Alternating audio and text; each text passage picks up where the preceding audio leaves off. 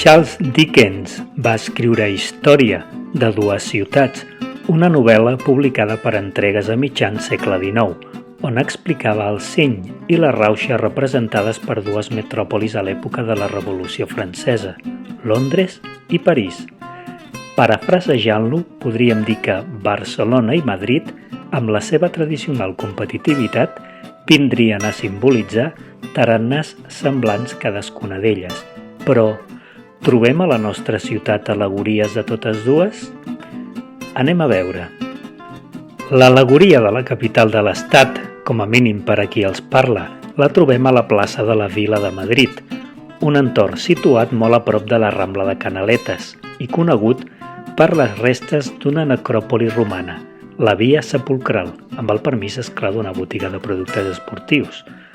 Un espai relativament nou, atès que fins a la Guerra Civil Espanyola estava ocupat per un convent de carmelites descalces. L'escultura forma part d'una font d'aires barrocs que porta per títol Maja Madrilenya. És una obra de l'escultor Lluís Montaner i Molfulleda, deixeble de l'Eusebi Arnau, i es va inaugurar el mes de setembre del 1958, amb motiu de les festes de la Mercè. Va fer servir marbre blanc de Carrara, tret del pedestal, fet de pedra, i sembla sortida d'un quadre de Goya. El conjunt consta de 4 peixos, amb les respectives aigüeres i dels escuts de les ciutats de Madrid i Barcelona. L'acte d'inauguració va comptar amb la presència dels alcaldes de totes dues ciutats, Josep Maria de Porcioles i José María Finat, entre d'altres personalitats, com ara el president de la Casa de Madrid a Barcelona, entitat que va sufragar la placa de rajoles amb la Sagrada Família i la Puerta de Alcalá que es pot veure a la façana de l'Ateneu barcelonès. Una institució molt lligada a l'escultor Lluís Montaner, doncs en va ser vocal i va arribar a fer-ne classes d'art. De fet, l'escultura en bronze de l'Atenea grega, o Pales Atenea per als romans, que es pot veure a les escales d'accés al pati del Palau de l'Ateneu, és també una obra seva. M'agradaria tornar a aquesta comunió entre les dues ciutats, perquè hi afegirem una tercera abans de parlar de Barcelona, ni més ni menys que Los Angeles.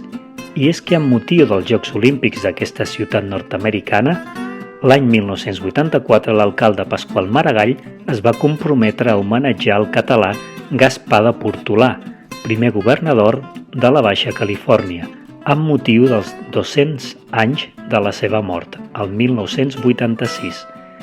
Així es va comprometre amb l'Associació Californiana que vetllava pel record d'aquest català universal. El temps passava i, en adonar-se l'Ajuntament que estava a punt d'arribar a la comitiva i se'ls havia oblidat la promesa del monument, en van improvisar a cuitacorrents tot reciclant un nu femení que en Lluís Montaner havia fet el 1961, el mateix autor de la Maja. Un bronze que es troba al castell de Montjuïc i que un incívic ciutadà va destrossar a cops de martell. Per això l'escultura actual és una còpia de l'original. Però ja arribem. I Barcelona? Sempre he cregut que l'escultura que millor representa l'esperit de la ciutat, sobretot si tenim en compte l'estil artístic pel que som coneguts, és la Dama del Paraigua. I és que trobem en aquest monument la mateixa idea que la situada a la de la Vila de Madrid. Això és una font escultura, en aquest cas una font projectada per l'arquitecte Josep Fontseré i una escultura sortida de les mans del reusenc Joan Roig i Soler, l'any 1884. Això sí, per gaudir d'ella hem d'accedir al recinte del Parc Zoològic.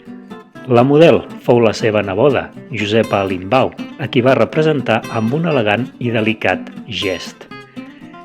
La tela del paraigua estava fent-se malbé i va ser substituïda el 1984.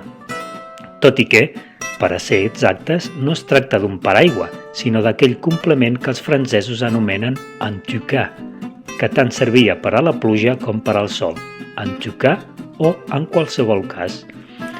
En Roig i Soler va ser mestre de l'Enric Clarasó i té escultures a la façana de la Catedral de Barcelona, ni més ni menys que les 76 de l'Arquivolta, la barana de l'Escala Noble del Palau Moja o una de les escultures de l'antic Borsí o casino mercantil situat al carrer d'Avinyó. Val a dir que, malgrat la crítica, arrelaria tant aquesta escultura que la distribuïdora de cinema Barcino Films la va agafar com a logo i tenia la seu a la Diagonal, on ara hi ha els estudis de Catalunya Ràdio. Fins i tot, el mateix alcalde Josep Maria de Porcioles n'encarregaria estatuetes per regalar als visitants il·lustres.